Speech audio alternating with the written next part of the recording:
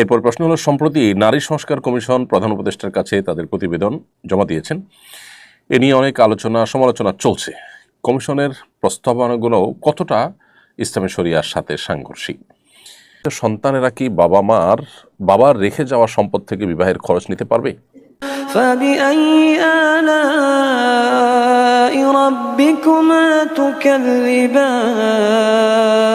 প্রথম যে প্রশ্নটি আমি এই মুহূর্তে দেখতে পাচ্ছি সেটি হলো, ইদানিং নারীদের মধ্যে প্লাস্টিক সার্জারি করে চেহারার নতুন শেপ দেওয়ার প্রবণতা লক্ষ্য করা যাচ্ছে।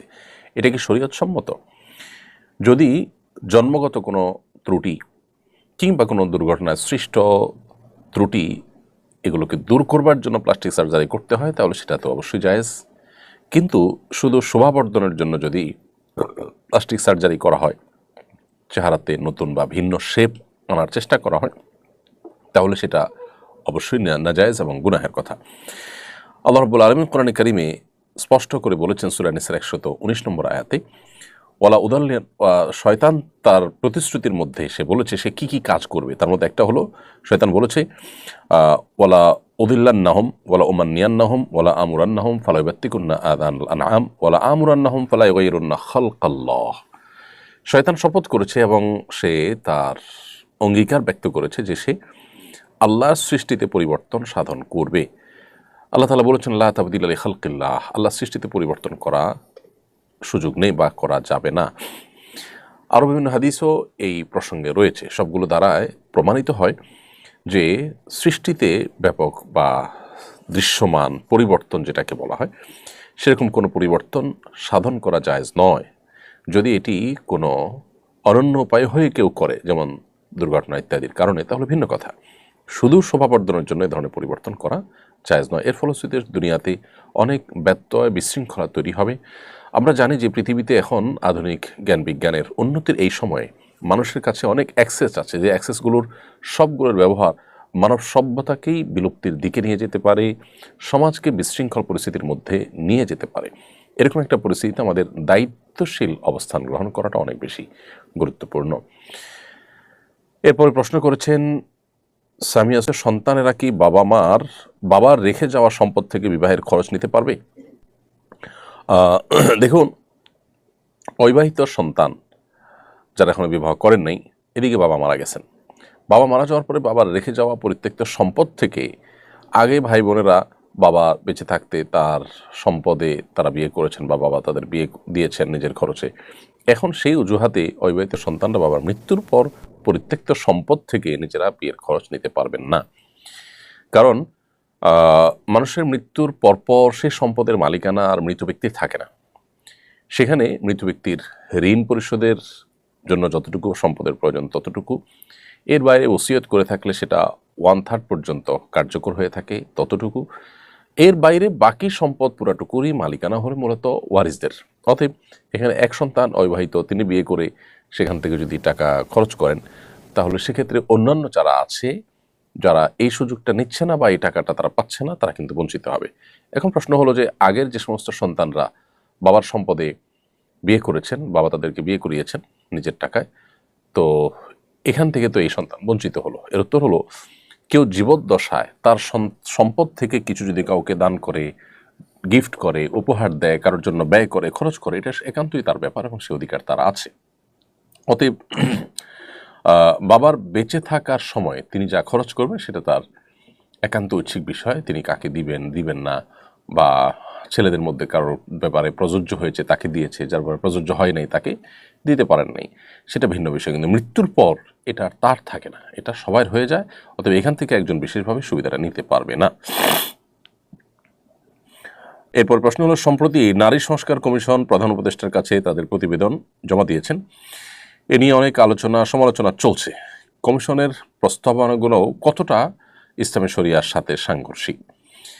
দেখুন প্রিয় দর্শক, শুধুমাত্র ইসলামী শরিয়ার সাথে সাংঘর্ষিকই নয়, বরং বাংলাদেশে যত ধর্মের মানুষ বসবাস করে, মুসলিম ছাড়াও খ্রিস্টান, হিন্দু, বৌদ্ধ, অন্যান্য ধর্মাবলম্বী যারা আছে, তাদের প্রায় সবার ঐক্যমতে অনেকগুলো পয়েন্ট আছে এই প্রস্তাবনায়, এই সুপারিশনামায়, যেগুলোতে সকল ধর্মের মানুষই ভিন্নমত পোষণ করে। অর্থাৎ আমরা বলতে পারি যে সমস্ত বিষয়গুলোতে জাতীয় ঐক্য রয়েছে সে বিষয়গুলোর বিরুদ্ধেও এই তথাকথিত নারী সংস্কার কমিশন অবস্থান নিয়েছে।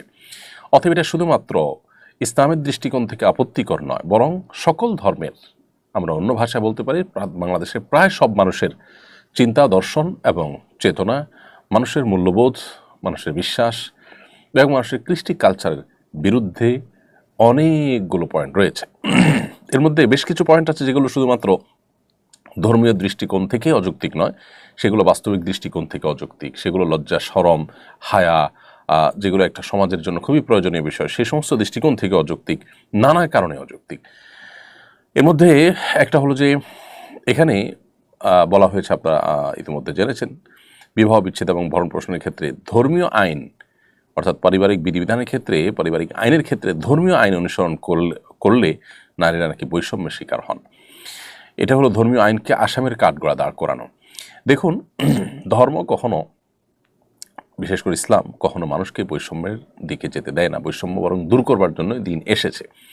আপনি যেটাকে বৈষম্য মনে করছেন সেটাই আসলে ইনসাফ, আর আপনি যেটাকে ইনসাফ মনে করছেন সেটাই হলো সবচেয়ে বড় বৈষম্য। যেমন উত্তরাধিকারে নারীর সমান অধিকারের দাবি এখানে করা হয়েছে।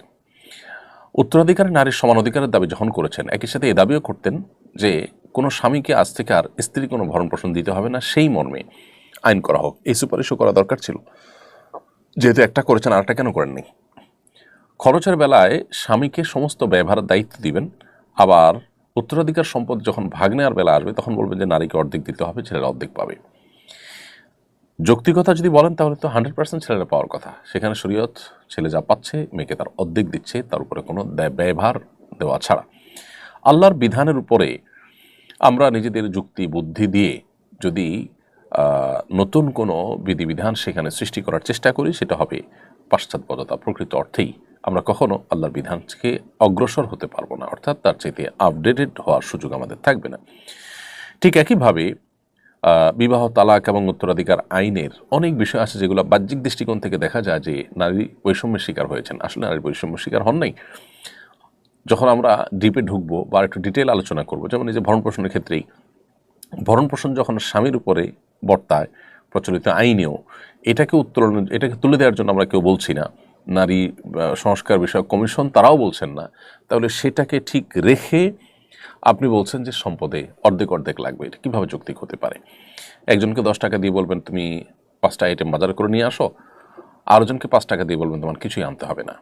তো এটার মধ্যে যদি আপনি মনে করেন 5 টাকাওয়ালার প্রতি জুলুম করা হয়েছে, তাহলে হাস্যকর বিষয় আর কি হতে পারে?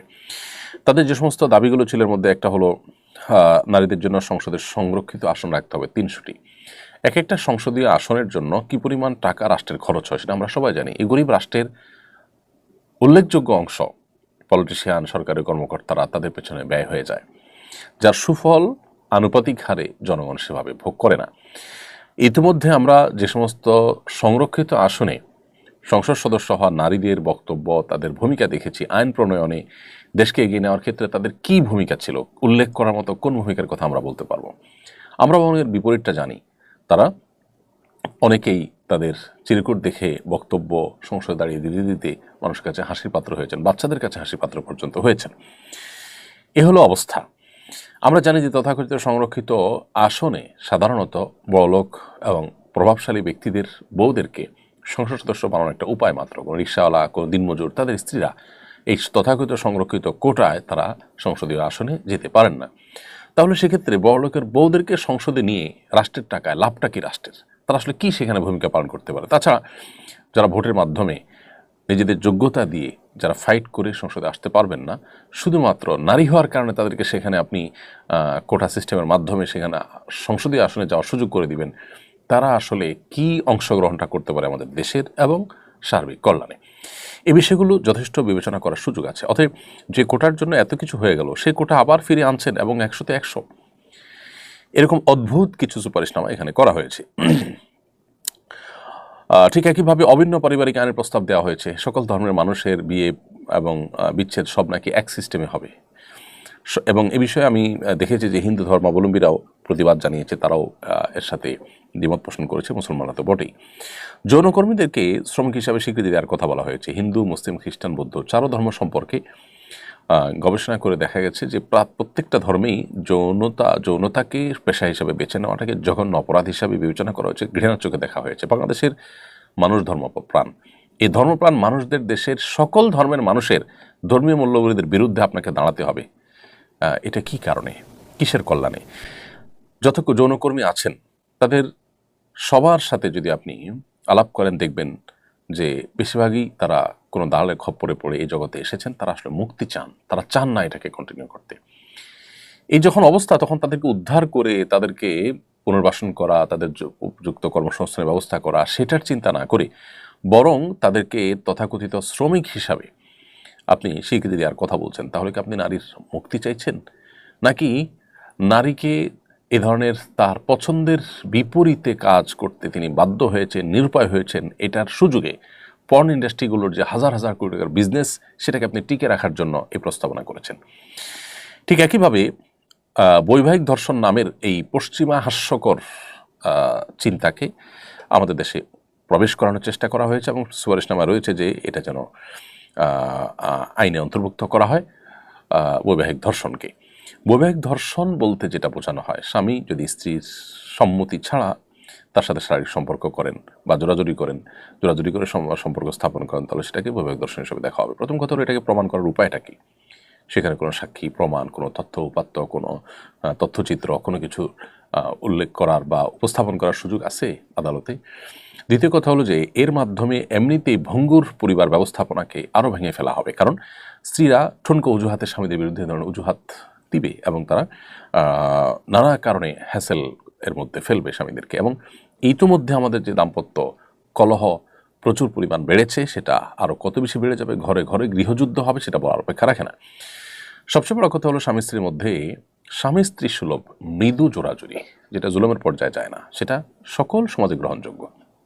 স্বামীর কাছ থেকে জোরাজুরি করে কিছু খেতে চাওয়া, বাইরে ঘুরতে যাওয়া, এগুলো স্ত্রীর একরকম অধিকার মনে করা হয়। স্বামীরাও এই জোরাজুরিগুলোকে ভালোভাবেই নেন, এগুলোকে কেউ জুলুম হিসাবে দেখেন না। এগুলোর কারণে কি সেটাকে বৈবাহিক ডাকাতি বলবেন? তাহলে এ ধরনের হাস্যকর এবং পশ্চিমাদের কাছ থেকে যা পেয়েছেন তথাকথিত এই নারী সংস্কার কমিশনের সদস্যরা, সেটাকে দেশে হুবহু কপি পেস্ট করে দেওয়ার অপচেষ্টা করেছেন। নারীদের সম্পর্কে এই যে প্রস্তাবনা দেওয়া হয়েছে সংস্কারের নামে, এটা পুরোটাই হলো পশ্চিমা চিন্তাধারার জাস্ট একটা কপি পেস্ট ভার্সন, সেটাকে এখানে চাপিয়ে দেওয়ার অপচেষ্টা তারা করেছেন। এবং তাদের বেশভূষা, তাদের হাবভাব, তাদের ছবি, এটা দেখে পরিষ্কার বোঝা যাচ্ছিল বাংলাদেশের গ্রাম বাংলার সকল স্তরের, বিভিন্ন স্তরের যে নারীরা আছেন, তাদের কোনো প্রতিনিধিত্ব এদের মধ্যে ছিল না। এদের চেহারা ছবি দেখে পরিষ্কার বোঝা যাচ্ছিল এর একটা বিশেষ শ্রেণী, যারা ইসলাম মুসলমানদের বিরুদ্ধে সবসময়ই খোঁচাখোঁচিতে লিপ্ত। বরাবরই তারা পরিবার ব্যবস্থাপনাকে ভেঙে ধ্বংস করার জন্য তারা সচেষ্ট ছিল এবং তারা সেই কার্যক্রমটা এখনও চলমান রেখেছে। তো আল্লাহ তাআলা আমাদেরকে হেদায়েত দান করুক। আমরা এই কমিশনের প্রস্তাবনাকে বাতিল করার প্রস্তাব করছি এবং সেই সাথে এই প্রস্তাবনা বাতিল করে নতুন করে যেন কমিশন গঠন করা হয়, সেজন্য আমরা সুপারিশ করছি। فبأي آلاء ربكما تكذبان